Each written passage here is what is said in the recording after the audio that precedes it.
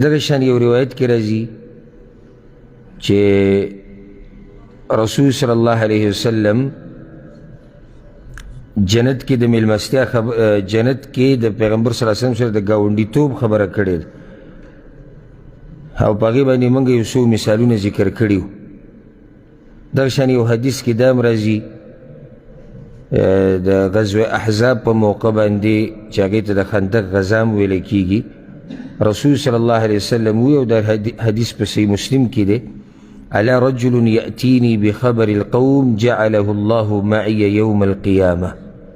څوک به ماله د مشرکانو خبر راوړي د دشمنانو، الله به یې د قیامت په ورځ زما ملګری کړي. نو دا اوس په دې کار باندې تیزي ورکول دي او وریادی ورته دا چې الله به په جنت کې زما خواته ځای ورکړي یا د قیامت په ورځ به زما سره یو ځای کړي. کله به رسول صلی الله علیه وسلم په دې باندې تیزي ورکوله چې الله به یې وبخي. که چا دا کار وکړو نو الله به یې وبخي. او مؤمن نور څه غواړي؟ خو ټوله خبر هم د دې روانه ده، د کوشش ټول دې دپاره روان دی چې رب العالمین موږ وبخي. محنت ټول دقې دپاره روان دی.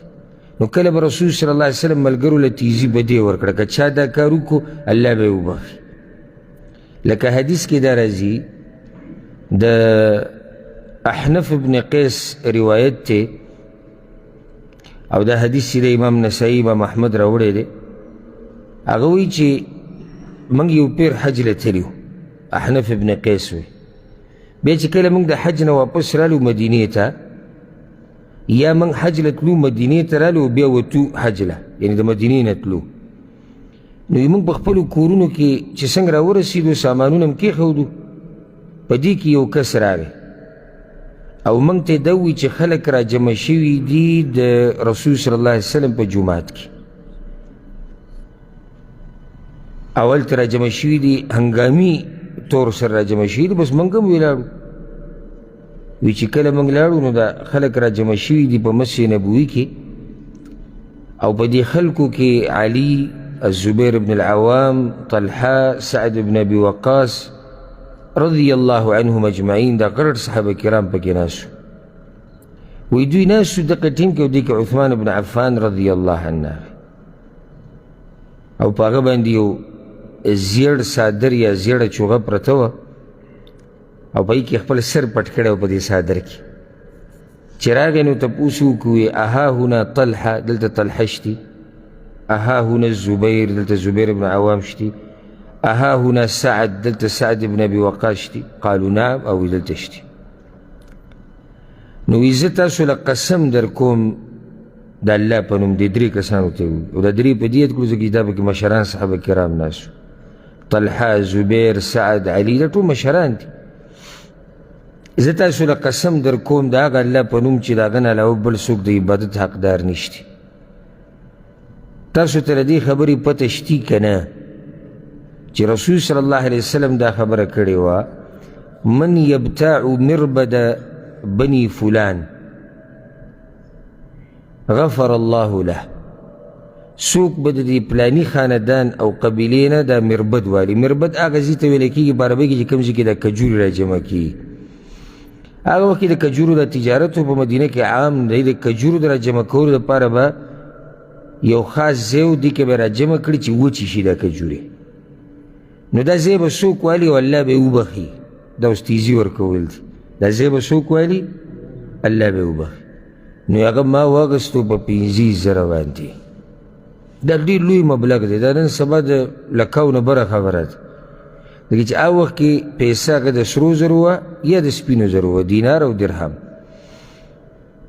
نو زه بیا په رسول صلی الله علیه وسلم پسې رالم، ما ورته ویل چې یا رسول الله هغه ځای ما واخیستو، تاسو خبره کړې وه چې دا ځای به څوک والي الله به یې وبخي، هغه ځای ما واخیستو. وی هغه وایي چې اجعله فی مسجدنا واجره لک، دغه ځای زموږ دې جومات له راکړه، اجر به الله تعالی درکوي. نو ما هغه ځای ورکړو رسول صلی الله علیه وسلم له هغه جومات کې یو ځای کو، جومات یې پرې غټ کړو. هسې لوی تجارت ته، یعنې د رسول صلی الله علیه وسلم دې جومات وګوره مسجد نبوي ته، په دې کې دغه ځای چې کوم عثمان بن عفان اخیستی دی قیامت پورې هغه ته اجر روان دی. او صرف هغه دلته دا کار نه دی کړی، هغه وروسته په خپل دور خلافت کې هم د جومات غټ کړی دی او دې کې یې کار کړی دی. ځکه موږ دې ملګرو ته دا وایو د الله په لار کې مال لګوي دا نه ضایع کېږي، د الله په لار کې مال لګول دا نه ضایع کېږي، ضایع هغه دی کوم چې ته جمع کې او منګولې دې پې لګولي او د جامې غاښونه دې پې رابند کړي، دا مال ضایع دی. او کله چې رسول صلی الله علیه وسلم په کور کې د صدقې یو ګډ حلال کړی شو او رسول صلی الله علیه وسلم کور ته راغی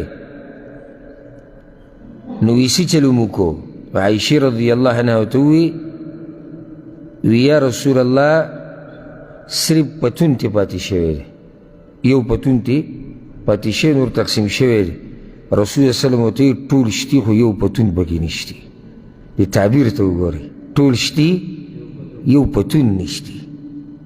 چې کوم تاسو ورکړی د الله په نوم هغه خو شتي، چې نشتی هغه د کوم چې دلته پاتې شوی دی.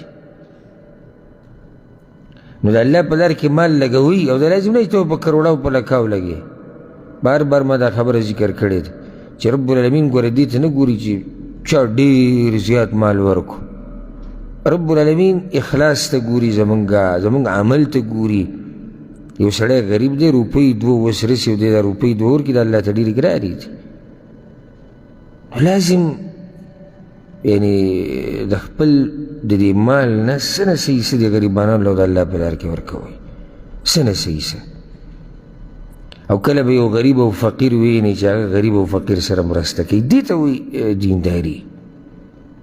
کله یو سوال غوښتونکی فقیر ملنګ د خلکو نه سوال کوي، بل ویني هغه له خپلو پیسو نه پیسې ورکړي. نو دا نه دی چې ټول عمر له موږ یوه خبره راټینګ کړي چې موږ غریبانان او موږ غریبانان او موږ غریبانان. آخر دا غربت دې درجې ته خوب نه رسېدلی چې سړی بس مري په ډوډۍ پسې. دا چې د بعض خلک نو څه نسب برخه د خپل مال نه د الله په نوم ورکوئ چې دې مال کې دې څه برخه پاتې شي. ټول مه ختموه، څه ترې پاتې که. اگر که تاسو به وایي چې دا څه ساده سړی دی، موږ خو ټول پاتې کړی دی، او دی وایي چې ختم یې کوي. نه زه وایم ختم کړی یم دی، څه نه څه پکې څه نه څه پکې ځان له پاتې کوي. دا ختم دی. خو یا به په دنیا کې اخوا دې خوا کې که نه، او یا به ستا بچي اخوا دې خوا کې پاتې دی که ختم دی؟ ختم دی. او هغه کوم چې دې مخکې لېږلی دی هغه د الله سره دی، پاتې دی. هغه ډېرېږي. رسول صلی الله علیه وسلم وایي چې یو سړی یوه کجوره د الله په لار کې ورکړي، یو کجوره، الله د دې داسې حفاظت کوي لکه څنګه چې یو سړی تاسو کې د اس د بچي خیال ساتي، وړوکی دی خیال ساتي لوی شي. قیامت په ورځ چې راشي دا سړی دا کجوره ویني ټوله به داسې ډکه وي، د غرونو همره اجر به پکې پروته وي چې یا الله ما خو دا نه دي ورکړي الله په لار کې. الله به ته دا ستا کجوره ورته چې ورکړې وه. نو چې ته د خپل مال نه څه برخه لازم کړي چې دا به زه ورکوم او دا الله تعالی ډېروي، څومره به ته نیکیانې او اجر وګټې. دا اوس وګورئ که داسې خبره مخې ته راغله. الله اکبر. نو دې ځای کې ده دا بیه کړې وه. روایت کې راځي چې څوک به دا ځمکه ولې الله به له جنت ورکړي. نو عثمان بن عفان وایي 3 پیرې جنت بیه کړی دی، 3 پیرې عثمان بن عفان جنت بیه کړی، یو یې دلته بیه کړی.